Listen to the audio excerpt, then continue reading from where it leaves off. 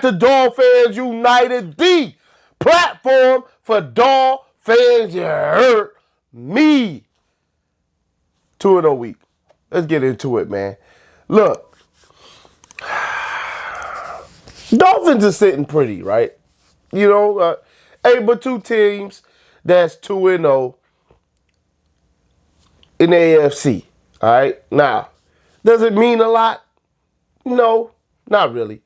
But how often have the Dolphins been only one or two teams that's undefeated in the AFC? You know what I'm saying? So that doesn't happen too often. So might as well state it while that's still the case. Now, we got a good chance to make it 3-0. We'll see in my preview video what I am feeling on that day. Waddle's going to have a factor into that. Phillips is going to have a factor into that. Armstead's going to have a factor into that. It's a good team we're going to be going up against. Although they've had their struggles, we'll see what happens, right? But this is not that video. This is about our coach. I almost want to say our weapon, because it's not a secret weapon, because there's no secret to how good he actually has been for us in this turnaround of the Miami Dolphins on offense. But he definitely is our weapon. And we need to start realizing what we actually have so far, okay, in McDaniel. Mike McDaniel is a genius, okay? And I don't say that lightly. The man's a genius. How many Dolphins coaches have you seen not outsmart, sorry. That's the wrong terminology. Outcoach two defensive gurus in a row? The first one, Chargers, last year, destroyed us. Played man-and-man, bump and run. Clogged the middle of the field. Did us in. We couldn't do much of anything outside of a Tyreek Hill deep pass. What does Mike McDaniel do with a whole bunch of time in the offseason to prepare for the Los Angeles Chargers? He goes into the game and gets the quarterback to throw 466, 500 yards of offense. Not only that, but it was against man coverage as well. Mike McDaniel schemed this up to be so. It wasn't by chance. It wasn't because just Tua was on fire. No. Mike McDaniel put out a game plan to beat whatever defense that Staley was going to conjure up because of what happened the previous time they faced each other. Be a coincidence if it was only one case. Let's move on to Exhibit B. Game 2, okay? Game 2 comes around, and we know Belichick is going to find a way to shut down Tyreek Hill. He does just that. Tyreek Hill, 5 catches, 40 yards, and a tutty from like 2 yards out. The one time we tried to go deep to Tyreek Hill, intercepted. But was that the game plan? Nope. Mike McDaniel says in his press conference, I figured they were going to kind of do what they did. So I went into the game. I saw what they were doing. And I made the adjustments to change the what we're going to be doing to attack what they're doing. Did that, and what was the result? Tua throwing for a league low 1.98 seconds after snap. Tua was getting the ball out of his hands in less than 2 seconds. Why? Because they were going to be playing 3 safeties. That means there's one less corner. That means there's one less linebacker. That means there's one less defensive lineman. Okay? One of those are going to be less. That means you're going to have the short to intermediate routes. And that's exactly where they ate. Most of the time, 10 yards or less. And we were destroying them. But wait, if that was the only reason, then maybe we could still lose. No. He said, you're going to play a light box against us. You're going to worry about coverage first. Okay, hold these. Well, I'm not going to say nuts, but I said it. Anyway, yeah, hold my beer. All right, let's just say that instead. Mostert, here you go. Run the rock. What did Mostert do? Run the rock to the tune of 100 and 20 some plus yards, 2 touchdowns. Okay, including a 42-yard touchdown on the ground. Did we have 500 yards of offense? Nope. We had 400 yards of offense. Still won the game. You know why we won the game? Because Mike McDaniel is a genius. That's why. All right? The man does not have an ego. He's not going to just sit there and be like, "Oh, well, this is what we do. We're going to run our plays." And no. All right? If we would have decided to just run the same stuff we ran last week, the same way we did last week, we lose this game. But Mike McDaniel understands that in order to beat teams, you have to have answers. That's what makes him so special. We're going to have answers for what you do, and we're going to, if we can't dictate what you do from the onset, we're going to dictate it after we have an answer for what you were doing, because now you're going to have to change suit. Now we're dictating what you're doing, all right? At the onset, if we can't dictate coverage and make you respect the deep, then we're going to make you respect the short, all right?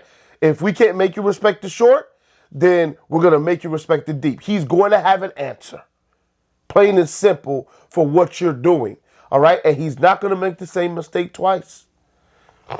Last year, he struggled when it comes to end of the clock, end of the game management. What does he do?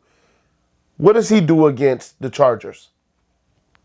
Hey, there's 9 seconds left.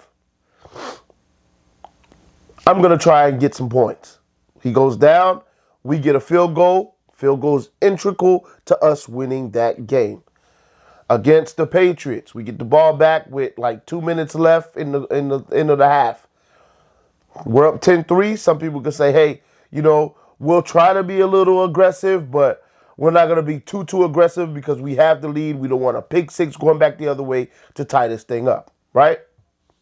Mike McDaniel said, no, we're going to throw this ball and we're going to go down there and we're going to score. 17-3 lead, integral in us winning the game, okay? These are the type of things that Coach McDaniel is doing. Now, we're talking about Coach McDaniel, the coach on the field. How about Coach McDaniel, the developer? Let's talk about that a little bit. McDaniel has gotten Tua to a place that none of us could have seen coming. Now, did I think Tua had a chance to be good? Yes. But the stuff that Tua has been able to do since Mike McDaniel has joined the team is ridiculous. I mean, if you look at the man's efficiency rating every week, Tua's way up, and they have a hashtag for this. Top right Tua. All right? I don't know if y'all seen this hashtag. Go on X, the app, look it up. Hashtag top right Tua. Look it up. Just go look it up. It's a hashtag for it. The man is in the top right of all these statistics for efficiency for a quarterback because Mike McDaniel has figured out what Tua is and maximized it. We know what Tua isn't, right? He's not your off-schedule throw it 60 yards down the field guy. He could do 50. He's not your I can run for 5, 6, 7 first downs in a game, touchdowns as well, right? He's not that guy. He's not 6'5" with a cannon. No, he's not that. What he is, it is special though. Anticipation. Tua can throw a ball right at a DB as if he's going to get that pick, knowing that a wide receiver is going to be undercutting that like nobody else can right now in the NFL. He is on a Drew Brees level when it comes to anticipation. Him, Chad Pennington was the same type of way. I was talking to my dad about that. Like, these guys threw with supreme anticipation. But in order to throw with supreme anticipation, you have to have accuracy. All right? Because you got to be able to know where to put that football so that the wide receiver can get it in stride. That's very important. Tua, on more cases than not, is able to do that. And that's why these wide receivers seem wide open at times because he's throwing them open. Now, sometimes they are wide open, but sometimes he's throwing them open. Think Berrios on Sunday. That ball should not be thrown if you're not a supremely confident, accurate quarterback. All right? Tua has that ability. He drops that in the bucket, gets us down there, and we score on like the next possession. Tua is playing top-notch football. Now, I'm not saying that Tua is perfect. That's not what I'm saying. I'm saying that Tua is showing himself to be a franchise quarterback when healthy. All right? That's what he is showing himself to be overall. Is he going to have bad games? Yes. Is he going to have bad throws, mistakes? He's human. Yes. All right? Is he going to underthrow passes? He doesn't have a cannon. Yes, he is. All right? But what Tua is also going to do, he's going to minimize sacks. 1 sack in 2 games. He's going to keep your offense on time. Have we been behind the sticks a lot? Have y'all noticed that we are in 3rd and longs a lot? Haven't been too much, have we? That's because we're not getting sacked a lot. We're keeping things on time on 2nd down and 3rd down. Okay? So things have been progressing at a great rate for us. Wide receivers are eating. He's not just throwing to Tyreek and Waddle. Craycraft has been eating some. Berrios has been eating some. Smythe has been eating some. Doggone Alec Ingold and Mostert have been eating a little bit. And Savant Ahmed has eaten a little bit out of the pass game.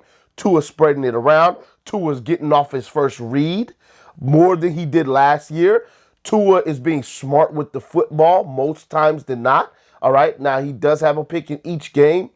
But at the end of the day, Tua's not out here making dumb passes like he has in the past. All right? Tua's a lot smarter. He sees it a lot better. He sees it a lot faster. He still is accurate, still is anticipatory, still has great pocket presence, and just has more control of the offense than he's had before. That's Mike McDaniel's doing. Now let's talk about discipline. Something that we had a problem with last year was discipline. What does Mike McDaniel do in his own way? It's not the TNT take no talent wall, right? When Flores was here, we had a wall, takes no talent. Anytime you had a penalty in practice, run to the wall. And then come back to practice for the rest of practice because it takes no talent to not have these penalties, right? Takes no talent to understand the snap count and not go early, right? Mike McDaniel in his own way, I don't know how he did it. got these guys for the first 2 weeks. It's still early. Not to commit penalties. Okay? We have, I think, 1 or 2 max pre-snap penalties over 2 games. That number. I don't have a thing in front of me, a stat sheet in front of me to know how many it was. I bet you it won 1. I bet you that. I bet you we had more false starts and pre-snap penalties than 1 starting out last year. I bet you that. All right? That is McDaniel getting these guys to be more disciplined. Something I didn't think he was going to have the ability to do because he's such a likable coach and such a player's coach. But he's been able to do it so far. Because they respect him and because he knows how to galvanize his team to get them to believe in what they're doing, so much so that even though he's not a tough on you coach, he still gets the same results. All right? Mike McDaniel is our weapon. He is great so far at coming up with game plans the first time, right? Because sometimes you have to go into halftime and change it up. But more times than not, McDaniel gets it right the first time on how to attack a defense and how they plan on attacking him, right? And then if he does get got, he has answers, and he has them right away. And if he doesn't have them right away, guarantee the next time you play him, he will have them. That's the type of coach we have always needed, all right? Last thing I want to talk about, all right? I mentioned his ego. Mike McDaniel understands who he's not. That is one of the biggest qualities you can have in a head coach. What do I mean? Flores, last coach we had. Flores had been on the offense before as a coach, has been on defense, was defensive coordinator, was running scout as well at some point. Because he did all of these things, he felt like he could do all of these things. So he was telling Greer who Greer should sign, who Greer shouldn't sign, who Greer should draft, who Greer shouldn't draft. Look it up. He was doing these things. He was micromanaging, all right? He was on everybody's job. If you didn't get it done as a DC, he was going to be calling plays, all right? He couldn't bring in a top OC because he couldn't give them control of the position to do their job. That is why we could never get a top OC. Think about it, all right? Now, this one is an educated guess. I'll let you know right now. But let's think about this real quick, right? Why did why did Flores end up going with the guys he knew that were in-house? Why would he ever put them in charge of creating an offense for Tua? I'll tell you why. He wanted control. He wanted to control who was there and what they were doing, and he wanted to make sure he had full control of that situation. Now, some people say, well, I don't believe that because any head offensive coordinator that comes in, he could have had control of. Doesn't work that simple, all right? If an OC comes in, he's going to want to run things his way, all right? That's why he's the OC. That's why he's the offensive coordinator. He's going to want to make sure that he can instill his blueprint into what he wants the offense to look like, although it will be under the direction of Brian Flores. That wasn't enough for him. If the guy was trash, he would switch it to the next guy. He would have Gotze call plays, and if Gotze wasn't getting it done, then he would have the other guy call plays. And then, it was just a big mess. And then, oh, no, here's what we're going to do. Instead of that, we're going to have the quarterback coach bring it in to his ear because it's easier. None of that happens if you have a real OC. None of that happens, all right? Brian Flores didn't know who he wasn't, all right? And he had too much ego, to not allow guys to do their jobs on their own without him breathing down their necks. Mike McDaniel, way different. Mike McDaniel not only knows who he isn't, but also understands the power of having strong coaches working for you and with you. Hence, why he was able to get a Vic Fangio to come be on his staff, and on top of that, have Vic Fangio pull a defensive coordinator that was not fired over to be a doggone defensive back coach on our team. Why was he able to do that? Because he understands that I don't know everything, and there's a lot of things that I'm not that good at, and on those things I'm not good at, I need somebody at my level or better to come in and do those things so that we can operate at a very high level on this team. Okay? Not that it's not under his direction, because it is. But he's going to allow these coaches to do their job. And he's going to allow Vic Fangio, because he has been a head coach before, to come in and lead that defense the way he sees fit and the way he needs to, so that it can be maximized. But he's also, in Mike McDaniel, going to make sure he gets the best coach for the job. That's what he does. That's what he did. That's why we're 2-0 right now rather than 0-2, because Mike McDaniel is a genius coach, and I hope and pray he's here for 25 plus years. I'll holler at y'all in the next one. Y'all already know what it is. Fins up till we die. See y'all in the preview. I am out.